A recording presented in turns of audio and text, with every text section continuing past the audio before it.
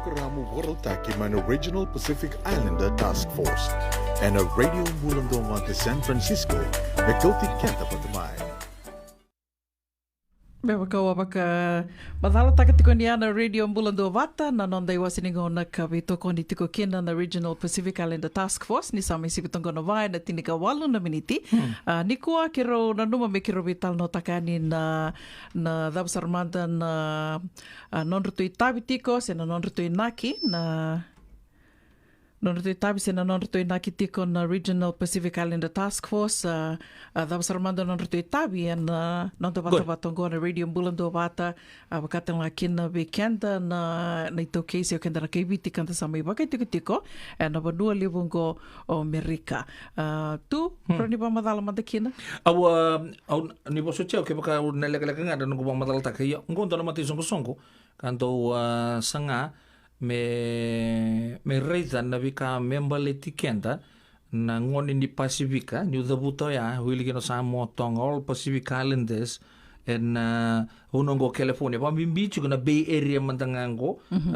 ya do Sacramento baka tala kina na Bay bono telengo na vika tundo baka dorchugo en do bulongo ditu na vika membaleta non dambulai baleta então elo reichu ni lebu na matele lebu mai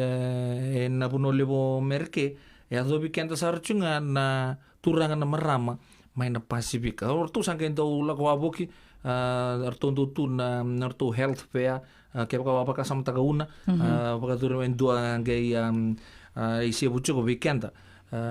na itoki apaka tur mai pedalumai yan na vi punuar to branch out ni kina na Pacific Islander Task Force na nortondo vi bakara ramata gitu weekenda antara ni lako tu ene sona punuar to ndo bakarutaka arto directly se indirectly involved na nonta bulongodi nonta do sikobi okenda na kenda da kumungo na Pasifika wili no viti ken other Pacific Islanders na puno levo Amerika sa kombeka na enirani tomana mata balele bale to kenda ke baka una pakarida o kenda mandanga na Pacific Islanders to do ko men na Pacific ano men na Pacific ke baka na reta mai taki mai na Yatu Marshall mai na Marianas and reta todo como também regardless mandanga ke baka US territory sada pa ya do mai ya kenda na ne kumu ke de o bambuta ese mandanga nia do na vida na milioni kento mai viti to se bola tu mandanga ni do milioni ke ko vambo tana bebe ke baka na lebu sara na wili wat to na kende wili la Pasifika mai na non do maten tu o vambo te singi na blota ka beka na ro se tolu na milioni na leoni vanua ke mbalo kenda le sar ke baka na va to wata kirto na irna wekanda mai Mexico bala to California ko initially apa patungan ni puno Mexico sumber may next ko to America bale sa tiba ki tweaked na non rambulan de kanto ko may Mexico ersali libutan lang ikyo irna Asia o kenda ta sangay tumuta ki tumingo na non de wili ya siang asar o ke baka na pa to batang batang kirndo barta kajugo California mandanga na wili ni leni puno California pa sanga bulu na milyon yo okenda to na Pacific Islanders rani utho butu na kene boso ngo na wai tui lebu ngo kento baka chunga one small drop yo da wo bibina kana buku ni kawa yetu we sona turanga na marama kara mbudi na sona matangali songo bango mera check tagi kenda tu ninda sama itu na buno nda bulangi kina ko bimbi chunga buno lebu ngo Amerika se na sana ngo California se vai una Dina todo ako tu. Andona ka da oyo mandanga bakatike o talitaka na do daka ka baka bole ka sara batike to na songo na Regional Pacific Islander Task Force. Andona ka tu takatiko baka lebutu ningo baka kaya oni sangole me Amerika oni sambutu ki Amerika oti don beka na ngona oni asa baka leo fomu kina son beka na ka oni asa bia baka leo fomu kina oni na rei de tiko ni na do tarungi mai na do na tar do tarungi tiko mai na race race sange do bolai tiko like your ethnic group sange do bolai na Asia sio Spanish batiko ya yo kendo to baka me tondongele umani batatiko kerto tō na ACI, Oi. Asian or Pacific Islanders. Io, sanga I tiko ia, na ka tō sa sanga taka tiko na Regional Pacific Islander Task Force, me na ndua beira na, me ndua beira ia, na ngone ndo tarungi kina na no mo bakalefo me tarungi kina na reisi se o kao tamata dawai. Me ndua ia, me sabalai saratu ngā kina, Pacific Island. Tonga, Samoa, se Fijian, me wāti koe, ambaleta ni tukuni tō reidor tō goirara sa wakandiki aba sa balabu mai na ngauna waka leo ena tu mai nei songo ngoa sa reida na kena binaka na kena dha na ndui tiko ka sangai mai wāti koe na nonra tō rai me adhawa tiko mai na ngonongo na nonra tō sa sanga tiko ia me na gai ndua tali na ngauna me ngai lako ia ni mona reida ndua na fomo se o waka leo fomo e sana taringi ngā mai Fijian, Tonga and Samoa me wā ia baleta ni lo rai ni sa tosa taki sarotiko na kia di wili nei tau kei kanda sama iwa kei tiko na wano lebongo Amerika waka mbimbi tiko ngoe California. Ngai kunei talenga ni nango na kia waka me wiliki, me da wiliki ki na wau ya, me ki lai na kia di wili, e na rawa sara na kia na nrondo sombu mai na webuke, na kani webuke, mai na matanitu. E tiko na federal government, na matanitu, o te ange lako mai kia na state level, California, o te asange lako mai na county levels. Sange lako sarani na webu noa enda tiko kina na vi tau ni la lai enda sena korla lai enda tiko kina. Ia, e vātingo nei, na rawa na kena nrono sumia, ke wakamenta ki lei tiko ni o Kenda, we are Fijians, seanga ni ndau mani wata tu, ke ira na ACI, ira na ACI ngona chai na Vietnamese, o ira. O Kenda sa o kachi wata tu na ngonongo. Iyo. Sa lobi te gitu ko me sa nabisao. Me sa kuta kisar na virtu na we can toma na state of California. Se rara masala. Sa nga kena matinitu leo se na federal government Oi na federal sara ere tugune kento to kento mbek tu ritu mbek ba turang maramani Asia.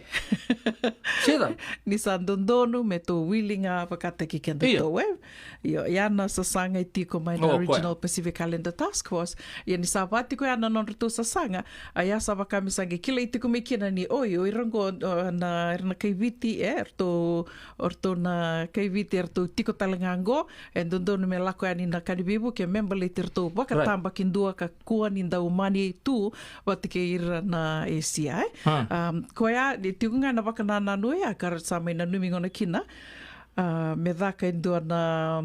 Sana numingona kina me dhaka indua na kona health fair ka waka idhoria na wula sa oti. Aya matai tiko ni health fair ke ro waka nuni tiko na vitoka ni ngoa se na vio kani ngo. Ni nandona ngona na dhaka tali na health fair ni o nina ngole mai waka leo ni mai waka ingataka. Na vika kedho e aritondo sa sangataka mai na Regional Pacific Islander Task Force senga ni somi kina indona ka. Ngandribinga menda lako mai nda mai waka ingataka tiko me ranina lurai tiko nangone ndo waka ndikia wakina na wili na vika wango ni oi ala idhakango vira na kaiviti vango na leo ni wili e rangole mai na kene wili kene mbale ai ngandre vitiko e rangandre na vivu kiongo se na resources back kaya ke vale ke bakanta sana dola ko ndi bagalele bo so nakadi bango menta dola wakina o kala na lago na kene tamba sana ge waran te gerto talangana federal government merto sana ge recognize ta kamai oi sarto kuni wili Asia batarto sa done kumu vinango so will terms as Fijians Tonga Samoa o matanga ke bakato mai wil chuva Asia na non to wil tu wata gerto ni kumu go Asia mbale tangan to vola ke kya to dirtu na Pasifika ya se ka manteni mavala se mai ka mai liu sa se ka nga miliu gai lasa do kunitiko tau kila sa kemdo sa tabi tau do tukono koe ni koe mantanga pakati ke koe tukono koe una I'm Samoan I know the difference e kila tiko koe na kenda ndui mantanga pakati ke kenda ni nda tukuna na kaiviti as Fijians e tiko o ira na India gai tiko ira o kenda towe na I toke tuno koe undo sewa kasaranga I do not like it when they call Indo-Fijians as Fijians ke ka se mendo taronga ni ndua o koe sakilana ke na ndui tuno koe ni ureani se ho sakilaya o ingona yadha na Raj na Singh na kawaya sa redo koe ni ya senga ni toke is not a native Fijian. Tuno koe au senga ni vina katamandanga mundo wili o ke mundo na Fijians merto menda wili wata kerto ya io e ando tal na vital noa au Oi. sage tu kono tunga au sage do kai tiko viko tau that's true ia o ir tal ngora sa wili ki viti tu me kila the Fiji is home for them too ia ia na vonu e lako tiko mi kino tau nu uve na maramani Samoa liu taka tiko ko na Regional Pacific Islander Task Force au pambu tambeka kona ka utugunea bale to America to sa ringa pango kenda to se lele lai e vina kata ke me to sa tetsinga kinandon na buni kaule wakar to me Asia ke baka ko utuna ke baka to rata kata kambe ka ko ko ena geran la kesang bator to kelam batambe kan ni to sangambe kan be varo rotaki na kenan rondo so so mai na bebuke to sa tetsinga Asia batame running gai redania na buku baka sama itu buku binaka